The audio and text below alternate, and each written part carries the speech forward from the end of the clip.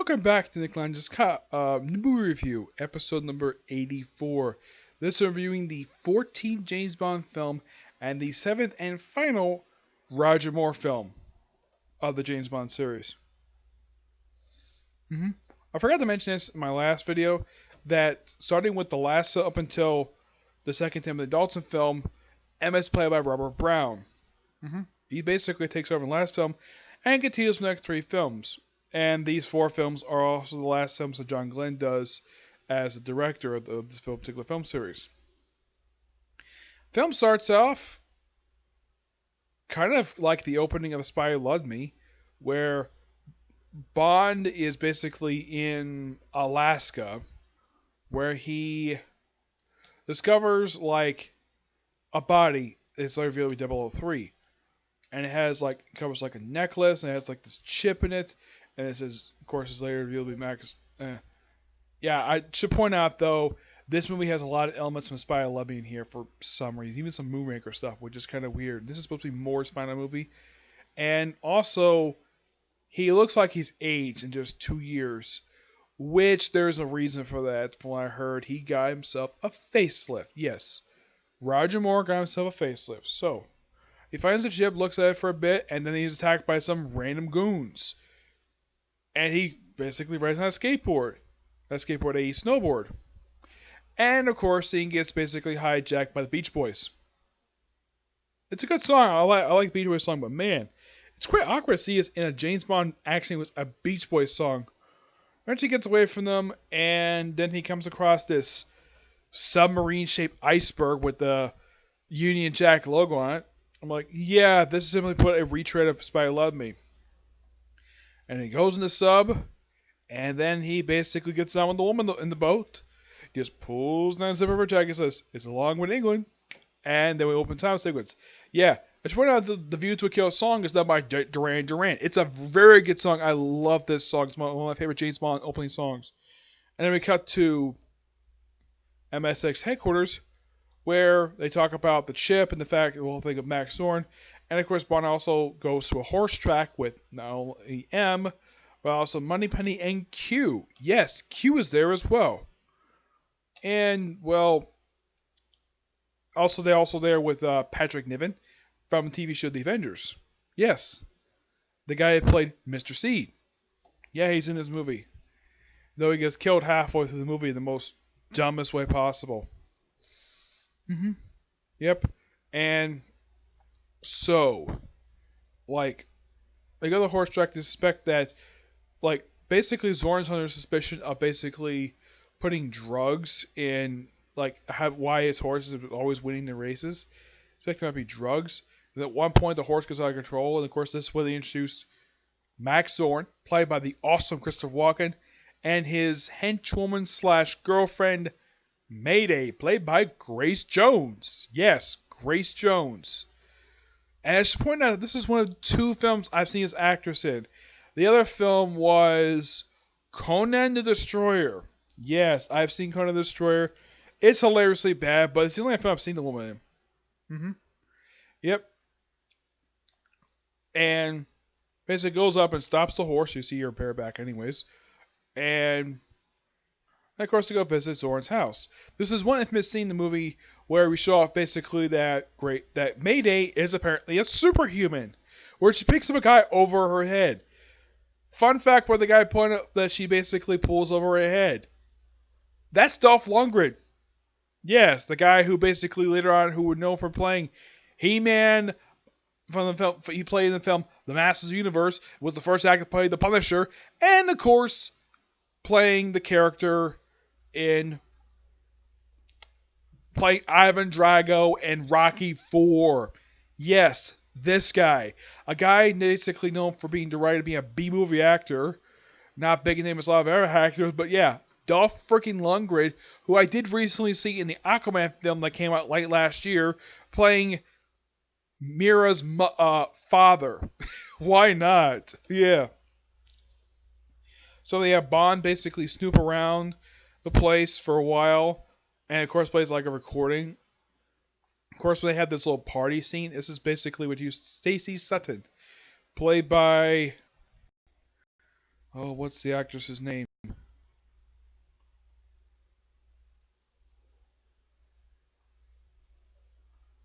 Tanya Roberts.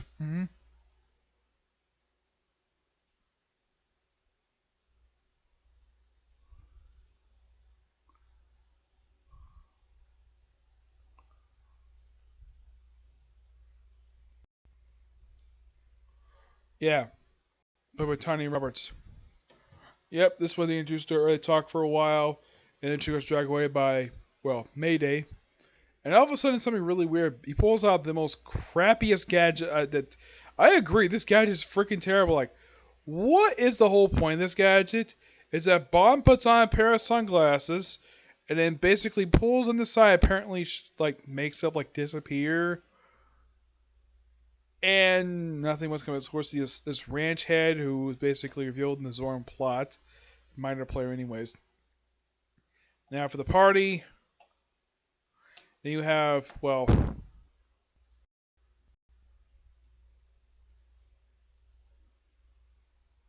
you have Tibbet and Bond basically snoop around the horse area, basically, where Tibbet's looking at the horses and Bond's looking at basically a bunch of drug area, like a bunch of like test tubes, and then they get attacked by a bunch of heavies, very aged up heavies, and they like Bond defeats his pretty easily. Tibbet has sort of a problem with his, but yeah, beat both of them pretty easily.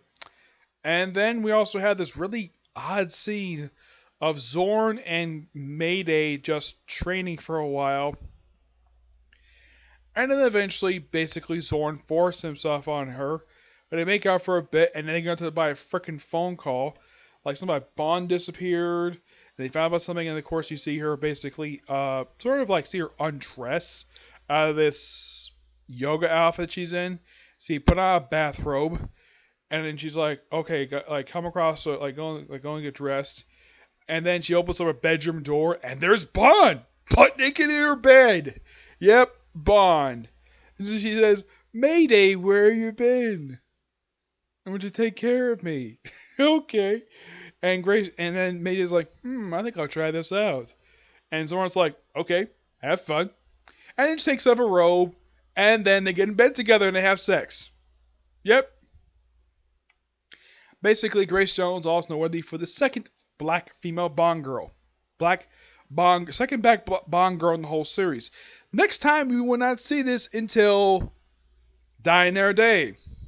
Yep, not joking about that. Dying Air Day, but the next time we have a black Bond girl in the series. Well, a woman who Bond sleeps with is black.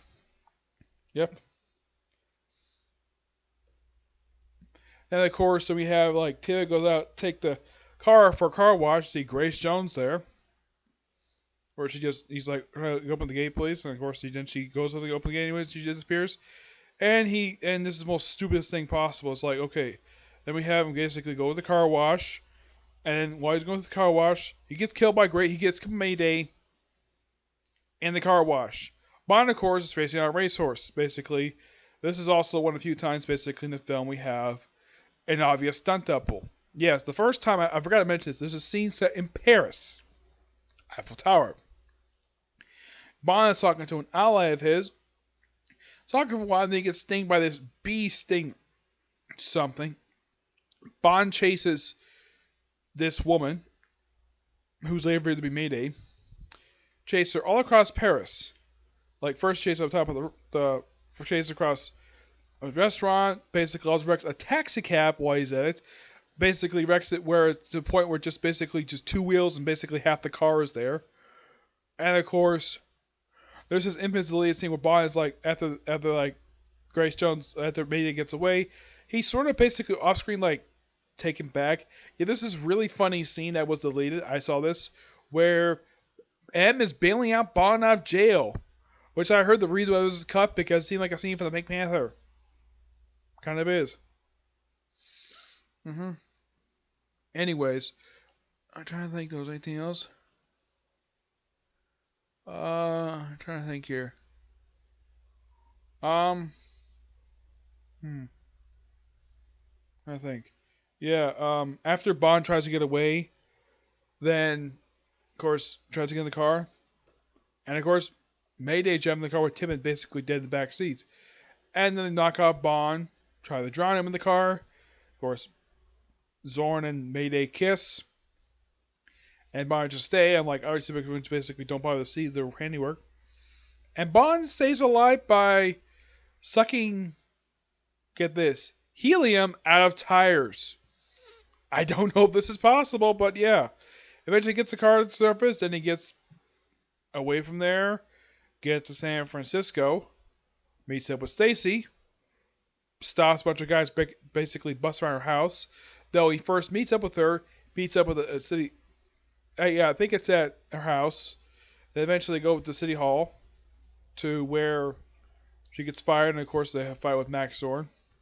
And of course there's a lead scene here where Roger Moore drops an F-bomb. Yep, an F-bomb. Trying to think, if there was anything else here? I know stuff later on. I'm trying to remember though.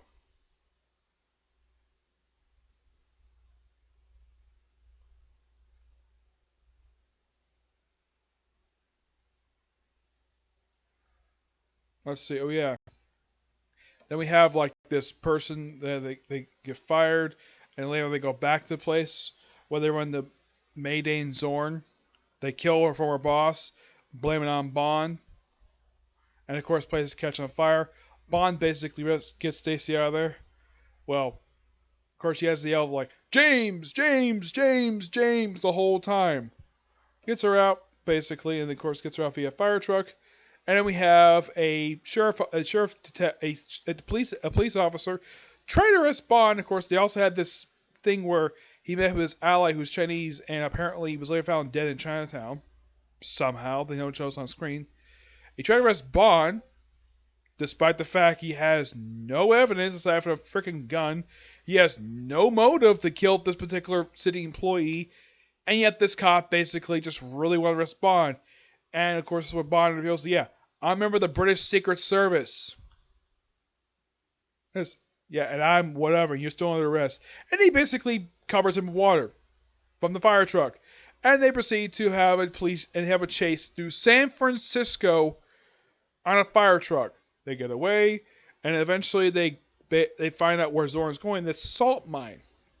Yes, this salt mine, where like they kind of break in pretty easily. Of course, as miners, though she basically is a geologist, see what's going on, and he gets this special room, and apparently, figure out Zorn's plan is to flood Silicon Valley for some reason. I have no idea why, but apparently they decided to do that. Yep, and then let's see, and then they basically follow stuff around. And of course, they team with Mayday.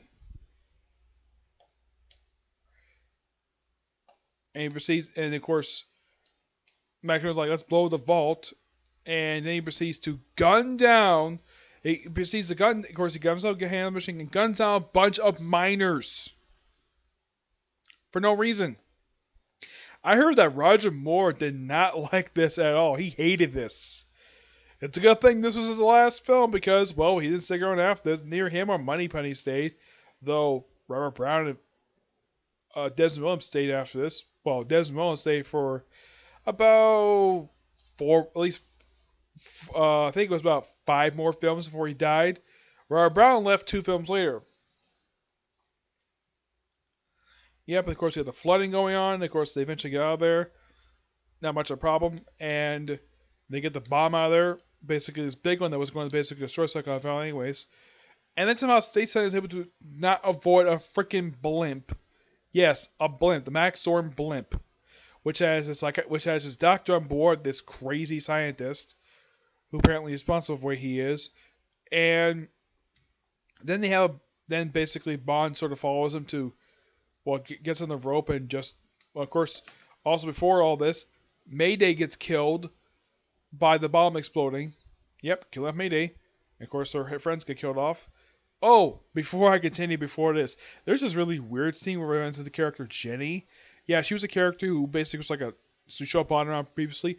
And Mom meets up later. They basically go into a hot tub, and of course they record everything. And then she leaves. Gets to a car with a guy with a trench coat, and then somehow the thing changes to General Gogol. Yes, in a cameo appearance. He doesn't say anything. Like, they think it's like information about like what happened there, but nope, it reveals me nothing. Yep, I had to bring it up because Gogol makes an appearance in this movie. He does make an appearance in the next movie, also a cameo. Though he at least appears for like one scene, like 10 seconds. That's the reason for this, I have no idea. And then of course we get to Golden Gate Bridge as the infamous battle between Bond and Max Zorn, which basically Max Zorn dies by falling off the frickin' bridge from one of the top parts of it. And of course, there's dynamite on board. Yes, frickin' dynamite. The guy just drops, and of course the guy decides to go crazy, and of course the blimp explodes. Then they get off the bridge, somehow, it's never fully explained. Then they go back to her house, and they have sex in the shower. And you have Q just running through his gadgets like where Bond is. He finds them, and of course they say some weird things, and that's how the film ends. Yep. It's by... Oh, there's this one thing I've got to before I end this. There's this really uncomfortable scene. One of the divers basically worked with the character Jenny. I think it's supposed to be with the CIA, I'm not sure what agency he's part of, where he gets captured, and Zorn kills him in the most goriest way possible, shoving through a tunnel that has propeller blades, killing him. This, like, every time I've seen this movie, this scene made me so uncomfortable to watch this film. Yeah, I'm surprised Calvin Dyson talked about this particular scene, this particular moment at all. Well, show evil how evil Zorn is. He'll shove a guy down a tunnel with a propeller, shredding him. Yes. But that's View to a Kill for you. A very good film, despite the uncomfortable scene. But yeah, there's like no major plot holes here. They do explain a lot of stuff really well. As for how Zorn got a blimp, he's rich. Also, there's this one scene on the blimp I forgot to mention, where like there's a scene that ripped off completely from Goldfinger, where it's like, okay, let's have it where have some ships open up and basically show up a plan. One guy doesn't want to get involved, he wants to leave, and of course he gets dropped straight in the ocean. Yep, so pretty much this film basically borrows heavily from Goldfinger, but also The Spy Who Loved Me, in some ways. Matter of fact, the opening scene is very similar to that, well, when Bond's first seen the movie, but yeah, it rips off a lot of stuff from basically just, well, I mean, there's Goldfinger references in here, and the Spy Who Loved Me references. That's really it. But it's overall a good film to end off basically a Bond, basically a long time Bond, Roger Moore, right? Yep, it's a good film, and it's at least a little bit more memorable than For Eyes Only, and it still is just as good as Octopussy. It's very memorable. It's not a forgettable film. Yeah, so that's it for this particular review. My next movie review will be on the first. I was planning to do a double feature, but I figured I'd just do one. I have both films here. Yeah, do a review of the first of two Timothy Dalton movies, The Living Daylights, which is also the 15th Bond film. Yep. And yeah, but my next movie review I'm going to do, the newest episode of Boruto, and then our Comic Corner, and then of course I'll do that James Bond review, okay? Here's the next view. Bye.